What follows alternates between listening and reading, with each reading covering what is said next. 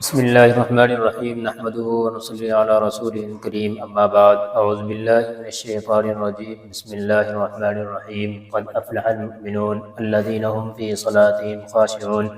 والذین هم عن اللغو معرضون والذین هم للزکاة فاعلون۔ یہ سورہ مومنون ہے۔ یہاں سے اللہ تبارک و تعالی نے مومنین کی چند صفات کو ذکر فرمایا ہے کہ یہ صفات مومنین کے اندر ہونی چاہیے۔ آپ صلی اللہ علیہ وسلم کے بارے میں بھی جب حضرت عائشہ رضی اللہ تعالیٰ عنہ سے معلوم کیا گیا کہ آپ صلی اللہ علیہ وسلم کے اوصاف کیا تھے، تو حضرت عائشہ صدیقہ رضی اللہ تعالیٰ عنہ نے یہ آیتیں پڑھ کر کے سنا دی۔ اور اس سورت کے شروع میں اللہ تعالیٰ نے یہی باتیں بیان بھی کی ہیں۔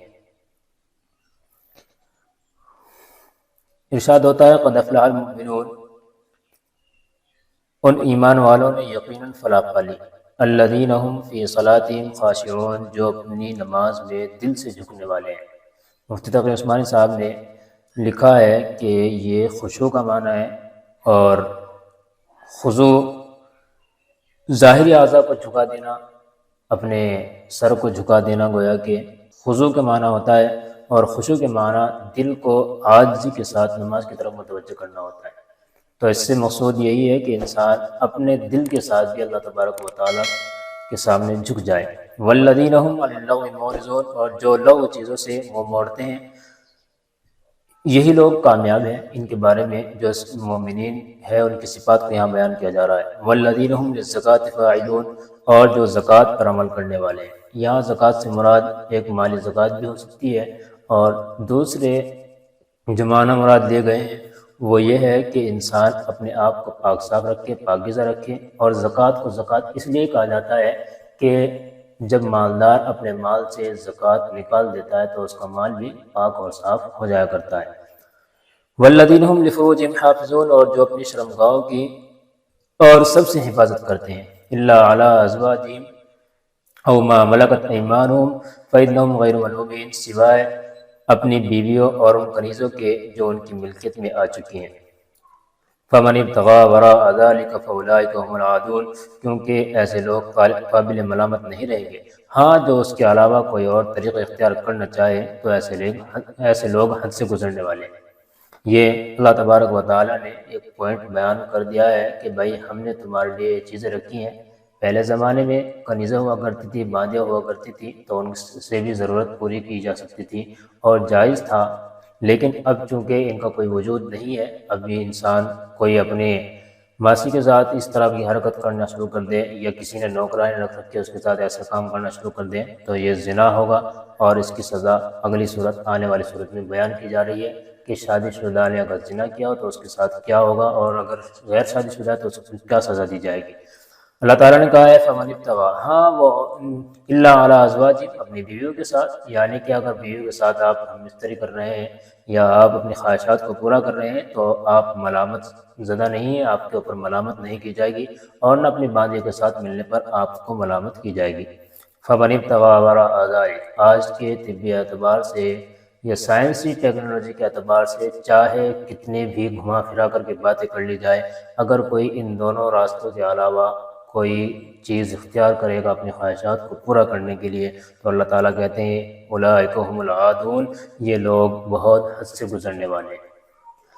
والذین هم لاماناتہم وعہدہم راعون، اور وہ جو اپنی امانتوں اور اپنے عہد کا پاس رکھنے والے ہیں، یہ مومنین کی صفات ہے۔ والذین هم علی صلواتہم یحافظون، اور جو اپنی نمازوں کی حفاظت کرتے ہیں، یعنی نمازوں کو پابندی کے ساتھ پڑھتے ہیں، ان میں ہیرا پھیری نہیں کرتے، اس ٹائم کی دوسرے ٹائم میں، دوسرے ٹائم میں اس ٹائم میں ایسے کر کر کے نماز نہیں پڑھتے، تو کہتے ہیں کہ یہ لوگ کامیاب ہیں۔ اللہ تعالیٰ آگے کیا ان کو انعامات دیا جائے گا کامیاب ہونے پر؟ اولئک هم الوارثون،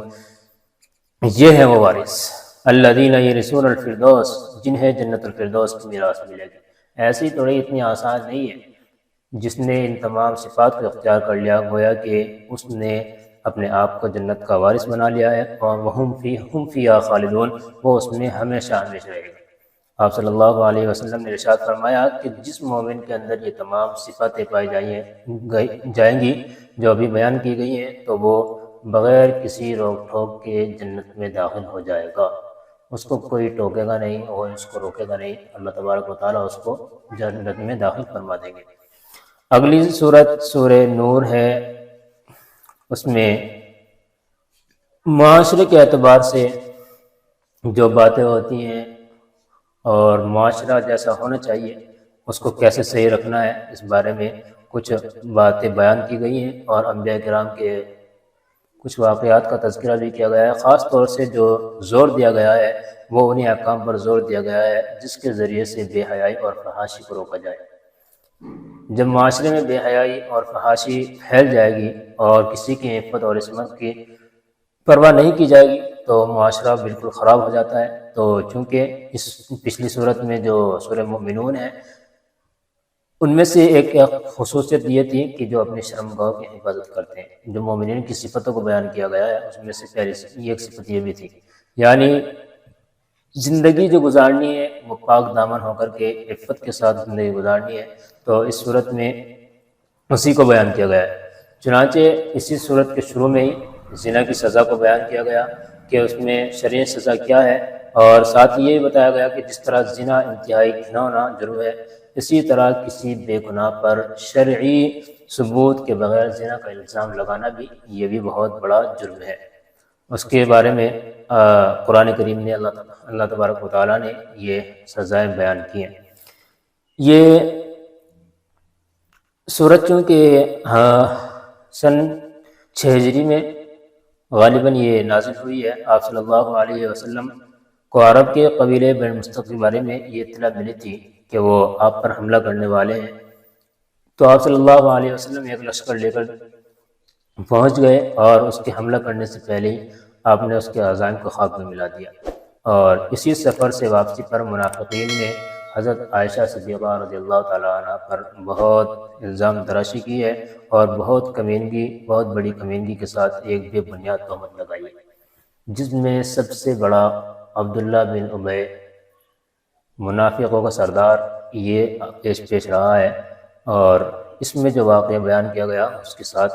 انہی کو خاص کیا گیا ہے۔ قرآن کریم کی آیت ہے سورۃ انزلناها وفرضناها وانزلنا فیها آیات بینات لعلکم تذکرون۔ یہ ایک صورت ہے جو ہم نے نازل کی ہے اور جس کے احکام کو ہم نے فرض کیا ہے۔ وانزلنا فیها آیات بینات، اور اس میں کھلی کھلی آیتیں نازل کی گئی ہیں تاکہ تم نصیحت حاصل کر لو، لعلکم تذکرون۔ الزانیۃ والزانی، کیا ہے بھائی اس کے فرائض کیا ہیں، کیا احکامات ہیں اس کے اندر؟ الزانیۃ والزانی فاجلدوا کل واحد منہما مئۃ جلدہ، زنا کرنے والی عورت اور زنا کرنے والے مرد دونوں کو 100 کوڑے لگاؤ۔ ولا تأخذکم بہما رأفۃ فی دین اللہ، اور اگر تم اللہ اور یوم آخرت پر ایمان رکھتے ہو تو اللہ کے دین کے معاملے میں ان پر ترس کھانے کا کوئی جذبہ تم پر غالب نہ آئے۔ یعنی کہ اللہ تبارک و تعالیٰ نے ارشاد فرما دیا، بیان کر دیا کہ بھائی جب یہ سزا دی جائے گی آپ کے اندر کسی میں بھی ذرا سی بھی کسی کے لیے رحم دلی نہیں ہونی چاہیے، اس کی ہمدردی نہیں ہونی چاہیے۔ کیوں بھائی؟ اس وجہ سے کہ یہ اللہ تبارک و تعالیٰ کے احکامات ہیں، اللہ تبارک و تعالیٰ کے احکامات کے اندر کسی کے ساتھ ہمدردی کرنا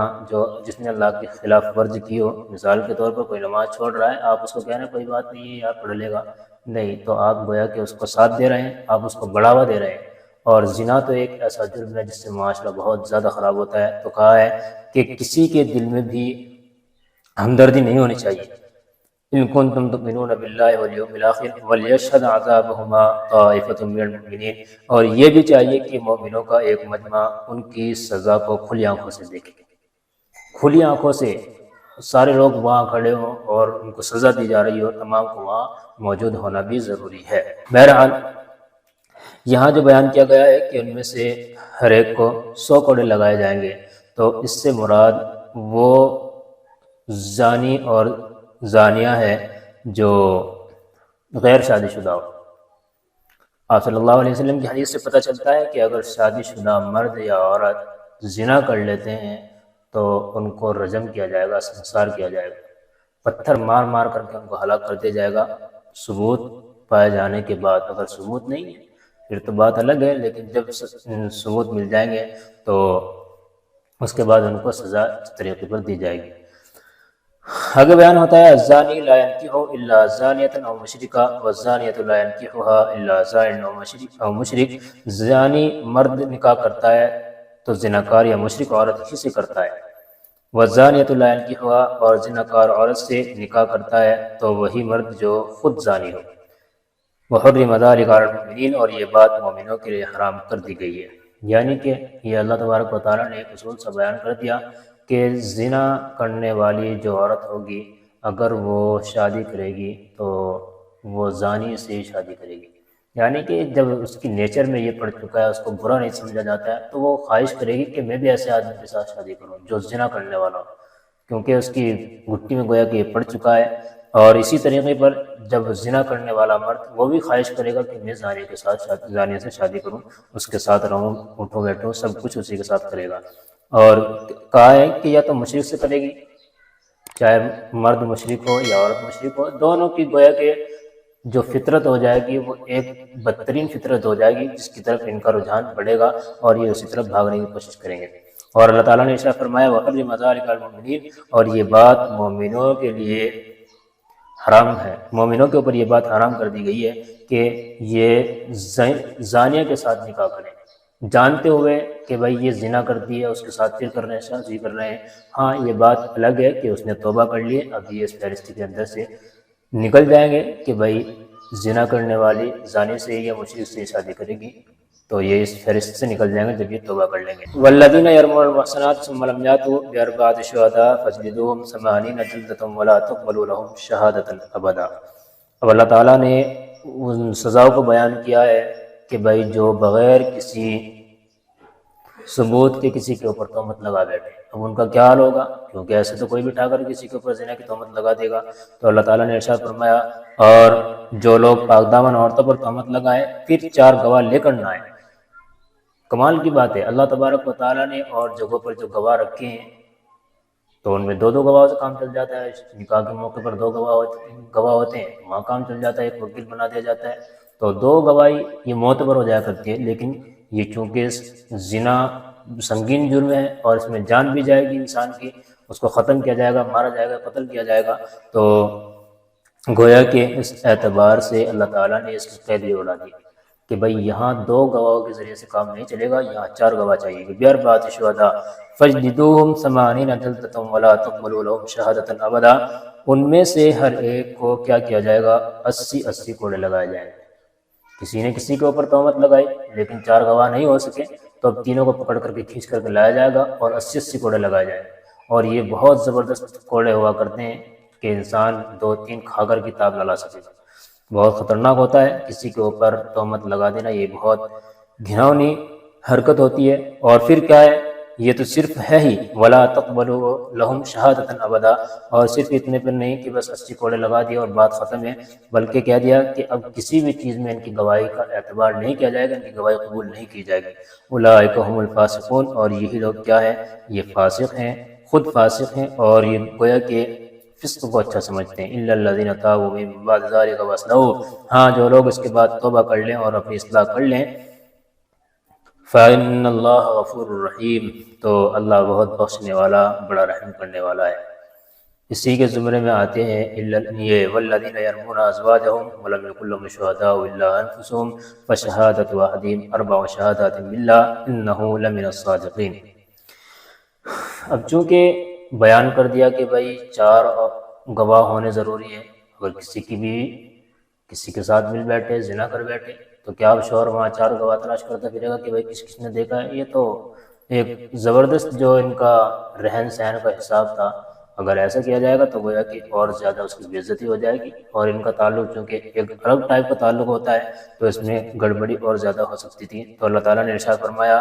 اور جو لوگ اپنی بیویوں پر تہمت لگائیں وَلَمْ يَكُنْ لَهُمْ شُهَدَاءُ إِلَّا أَنفُسُهُمْ، اور خود اپنے سوا ان کے پاس کوئی اور گواہ نہ ہو، تو ایسے شخص کو جو گواہی دینی ہوگی وہ یہ ہے کہ وہ 4 مرتبہ اللہ کی قسم کھا کر یہ بیان دے گا، 4 مرتبہ فشہادۃ احدہم 4 شہادات باللہ انہ لمن الصادقین، کہ وہ بیوی پر لگائے ہوئے الزام میں یقیناً سچا ہے۔ اس کو لعان کہا جاتا ہے، لیان کا ایک خاص طریقہ اللہ تبارک و تعالیٰ نے اس صورت کے اندر بیان فرمایا ہے۔ اور 5ویں مرتبہ کیا کہے گا؟ والخامسۃ ان لعنۃ اللہ علیہ ان کان من الکاذبین، اور 5ویں مرتبہ یہ کہے کہ اگر میں اپنے الزام میں جھوٹا ہوں تو مجھ پر اللہ کی لعنت ہو۔ اب انسان کو اللہ تبارک و تعالیٰ کا جو غضب ہے اس سے بچنا چاہیے، ورنہ تو بہت برا حال ہو سکتا ہے اور پھنس سکتا ہے۔ وَيَدْرَأُ عَنْهَا الْعَذَابَ أَن تَشْهَدَ 4 شَهَادَاتٍ بِاللَّهِ إِنَّهُ لَمِنَ الْكَاذِبِينَ، اور عورت سے زنا کی سزا دور کرنے کا راستہ یہ ہے کہ وہ 4 مرتبہ اللہ کی قسم کھا کر یہ گواہی دے کہ اس کا شوہر اس الزام میں جھوٹا ہے۔ اور 5ویں مرتبہ کیا کہے گی؟ وَالْخَامِسَةُ أَنَّ غَضَبَ اللَّهِ عَلَيْهَا إِن كَانَ مِنَ الصَّادِقِينَ، اور 5ویں مرتبہ یہ کہے کہ اگر وہ سچا ہے تو مجھ پر اللہ کا غضب نازل ہو۔ یہ گویا کہ لیان کا طریقہ خاص طریقہ ہے جو اللہ تبارک و تعالیٰ نے بیان کر دیا ہے۔ اور پھر آگے کہا ہے وَلَوْلَا فَضْلُ اللَّهِ عَلَيْكُمْ وَرَحْمَتُهُ وَأَنَّ اللَّهَ تَوَّابٌ حَكِيمٌ، اور اگر اللہ تم پر فضل اور رحمت نہ کرتا اور یہ بات نہ ہوتی کہ اللہ کثرت سے توبہ قبول کرنے والا حکمت والا ہے، تو خود سوچو کہ تمہارا کیا بنتا۔ یعنی اللہ تبارک و تعالیٰ کا فضل ہے کہ اس نے یہ ہمیں اس طرح کی چیز عطا فرما دی، ورنہ اگر یہ چیزیں نہ ہوتی تو اس میں بہت زیادہ گڑبڑی ہو جایا کرتی تھی۔ پھر آگے اسی صورت کے اندر اگلے رکوع میں ان الذين جاءوا بالافك عصبة منكم لا تحسبوه شرا لكم بل هو خير لكم لكل امرئ منهم ما اكتسب من الاثم والذي تولى كبره منهم له عذاب عظيم۔ یہاں سے واقعہ ایک کو بیان کیا گیا ہے جس میں حضرت عائشہ صدیقہ رضی اللہ تعالیٰ عنہ کے اوپر تہمت لگائی گئی ہیں اور بدترین الزامات لگائے گئے ہیں۔ اللہ تعالیٰ نے اس کو مومنین کے لیے خیر کہا ہے کہ تمہارے لیے خیر ہے۔ کس اعتبار سے خیر ہے؟ کیونکہ حضرت عائشہ صدیقہ رضی اللہ تعالیٰ عنہ کا بلند مقام لوگوں کے سامنے ظاہر ہو گیا، اور ساتھ میں یہ بھی کہ خود مسلمانوں کو بہت سارے احکامات پتہ چل گئے اور کیا کیا ان کے ساتھ کارنامے انجام دیے جائیں گے جو اس طرح کی حرکت کریں گے، وہ بھی اس میں اس صورت کی وجہ سے، اس واقعے کی وجہ سے پتہ چل گئے ہیں۔ ان الذين جاءوا بالافك عصبة منكم، یقین جانو کہ جو لوگ یہ جھوٹی تہمت گھڑ کر لائے ہیں وہ تمہارے اندر کا ہی ایک ٹولہ ہے، ایک گروہ ہے۔ لكل امرئ منهم لا تحسبوه شرا لكم، تم اس بات کو اپنے لیے برا نہ سمجھو، بل هو خیر لکم، بلکہ یہ تو تمہارے لیے بہتر ہے۔ لكل امرئ منهم ما اكتسب من الاثم، ان لوگوں میں سے ہر ایک کے حصے میں اپنے کیے کا گناہ آیا ہے۔ یہ حضرت عائشہ صدیقہ رضی اللہ تعالیٰ عنہ آپ صلی اللہ علیہ وسلم کے ساتھ غزوہ بن مستلق کے موقع پر تھی۔ آپ صلی اللہ علیہ وسلم کا طریقہ کار زندگی میں رہا، اگرچہ آپ کے اوپر فرض نہیں تھا کہ آپ قرآن اندازی کریں، لیکن آپ صلی اللہ علیہ وسلم بیویوں کی دلجوئی کے لیے یا ان کے اندر خیال پیدا نہ ہو یہ کام کر لیا کرتے تھے کہ قرآن اندازی کیا کرتے تھے۔ حضرت عائشہ صدیقہ رضی اللہ تعالیٰ عنہ کا نام اس موقع پر آیا ہے تو یہ آپ صلی اللہ علیہ وسلم کے ساتھ ہی تھی۔ ہوا کیا ہے، ایک مرتبہ کسی جگہ پر بیٹھنا ہوا، وہاں تمام لوگ قیام کرنے لگے اور آرام کرنے لگے، تو حضرت عائشہ صدیقہ رضی اللہ تعالیٰ عنہ کا جو ہار تھا جو عارض کے طور پر لے کر کے گئی تھی، کسی سے مانگ کر کے لے کر گئی تھی بیچاری، تو وہ کہیں گم ہو گیا، تو یہ بہت پریشان ہوئی۔ اسی موقع پر اللہ تعالیٰ کا ایک فضل یہ بھی ہوا کہ لوگ تلاش کرتے کرتے، ہار کو تلاش کرتے کرتے بہت پریشان آ گئے اور نماز کا وقت نکلا جا رہا ہے، تو اللہ تبارک و تعالیٰ نے تیمم کا حکم نازل فرما دیا کہ بھائی اب تمہارے پاس پانی نہیں ہے تو تم لوگ تیمم کرو اور نماز ادا کرو۔ اس سے ہی پتہ چلتا ہے کہ نماز اللہ تبارک و تعالیٰ کے یہاں کتنی اہم ہے اور کتنا اس کو پروٹوکول دیا گیا ہے اللہ تبارک و تعالیٰ کے یہاں کہ اگر پانی نہیں ہے تو آپ تیمم کر لو۔ ہر اعتبار سے گویا کہ اللہ تبارک و تعالیٰ نے آپ کے لیے آسانی رکھ دی، تو یہاں پر تیمم کے احکام نازل ہوئے۔ پھر دوسری مرتبہ یہ ہوا اسی موقع پر کیا حضرت عائشہ صدیقہ رضی اللہ تعالیٰ عنہ استنجے کے لیے چلی گئی، اور جب استنجے کے لیے چلی گئی قافلہ آگے چلا گیا نکل کر کے، اور حضرت عائشہ صدیقہ رضی اللہ تعالیٰ عنہ چونکہ یہ بہت ہلکے پھلکے بدن کی تھی، اور جو آپ کی ٹولی کو اٹھا کر کے لے جانے والے تھے، آپ کے کجاوے کو جو اٹھا کر کے لے جایا کرتے تھے، وہ ہٹے کٹے آدمی تھے، انہوں نے اٹھا کر کے اس کو اونٹ پر رکھ دیا اور آپ کا پتہ نہ چل سکا کہ آپ اس کے اندر موجود ہیں کہ نہیں۔ جب یہ بات ہوئی تو حضرت عائشہ صدیقہ رضی اللہ تعالیٰ عنہ واپس آئی تو دیکھا کہ یہاں سے قافلہ جا چکا ہے، اب یہ قافلہ جب چلا گیا تو حضرت عائشہ رضی اللہ تعالیٰ عنہ وہیں لیٹ گئی، اور لیٹی ایسی کہ بس فوراً ان کو نیند آ گئی اور سو گئی وہاں لیٹ کر کے۔ اب چونکہ پہلے زمانے میں جب قافلہ جایا کرتا تھا تو ایک آدمی کو پیچھے رکھا کرتے تھے تاکہ اگر کوئی سامان قافلے کا رہ جائے تو وہ اس کو لے کر کے قافلے والے کو دے دے کہ بھئی کسی کا سامان نہ گیا ہو تو اس کو لے جائیں۔ تو ایک صاحب کا نام صفوان بن معطل رضی اللہ تعالیٰ عنہ، غالباً ان کا نام ہے، وہ ان کی ڈیوٹی یہ تھی کہ وہ پیچھے سے آیا کرتے تھے۔ اس موقع پر پیچھے سے آئے تو انہوں نے دیکھا کہ یہ تو حضرت عائشہ صدیقہ رضی اللہ تعالیٰ عنہ ہے، اور چونکہ وہ پہلے پردے کے احکام سے پہلے ان کو جانتے تھے، دیکھا ہوگا انہوں نے، تو فوراً انہوں نے انا للہ و انا الیہ راجعون پڑھا تو حضرت عائشہ صدیقہ رضی اللہ تعالیٰ عنہ کی آنکھ کھل گئی، اور آپ نے اونٹ کو بیٹھایا اور حضرت عائشہ صدیقہ رضی اللہ تعالیٰ عنہ اس پر سوار ہوئی، اور آپ نکیل پکڑ کر کے آگے آگے چل دیے، اور اس دوران کوئی بھی کسی طرح کی بھی کوئی بات چیت نہیں ہوئی۔ لیکن پروپیگنڈا کا دور، جب کسی کو بدنام کرنا ہوتا ہے تو لوگ زیادہ تر جو سہارا لیتے ہیں وہ عورتوں کا سہارا لیتے ہیں۔ میں پہلے بھی عرض کر چکا ہوں کہ آج کل جو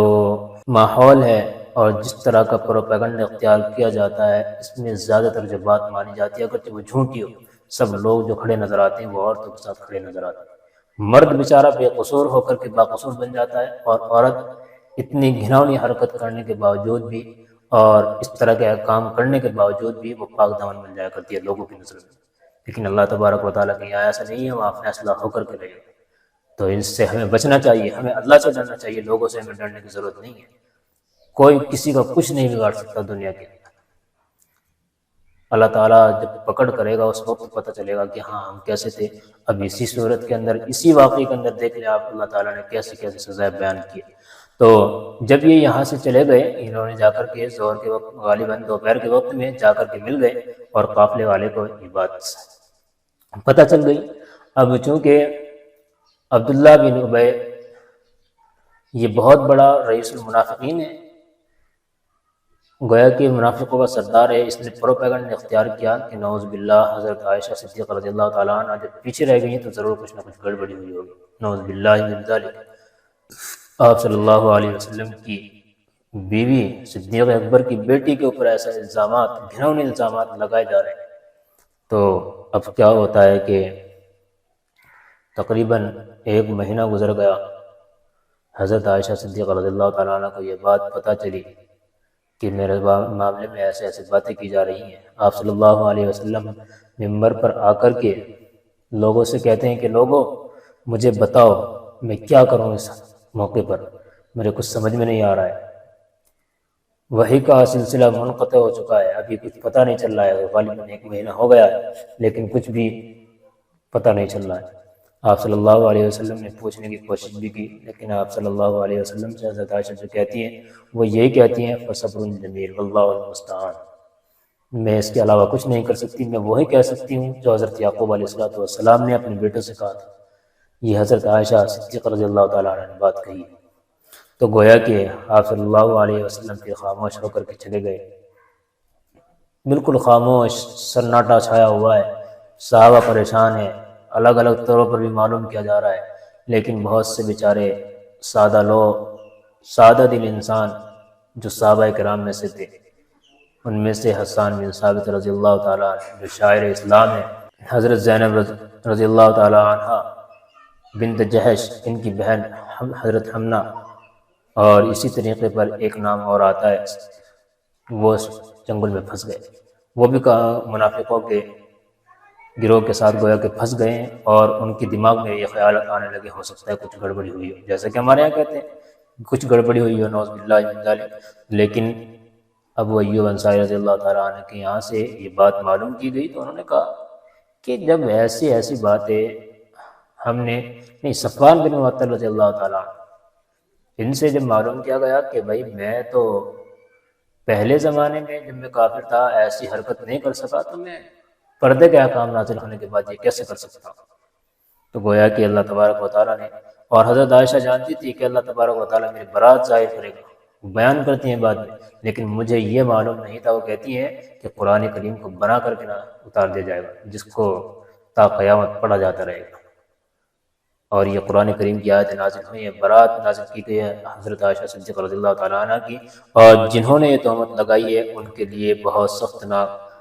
دردناک عذاب اللہ تبارک و تعالیٰ نے رکھا ہے۔ بیان کیا ہے، ان الذین جاؤوا بالافک عصبۃ منکم لا تحسبوه شرا لکم بل هو خیر لکم لکل امرئ منهم ما اکتسب من الاثم والذی تولی کبرہ منهم له عذاب عظیم، اور کہتے ہیں اور ان میں سے جس شخص نے اس بہتان کا بڑا حصہ اپنے سر لیا ہے اس کے لیے تو زبردست عذاب ہے۔ اس سے مراد محسن نے لکھا ہے کہ عبداللہ بن ابی منافق ہے کہ اس نے سب سے زیادہ پروپیگنڈا اختیار کیا ہے اور یہ سردار رہا ہے گویا کہ، اور آپ پھر بتلایا مومنین کے بارے میں کہا گیا لولا اذ سمعتموہ ظن المؤمنون والمؤمنات بانفسہم خیرا، جس وقت تم لوگوں نے یہ بات سنی تھی تو ایسا کیوں نہ ہوا کہ مومن مرد بھی اور مومن عورتیں بھی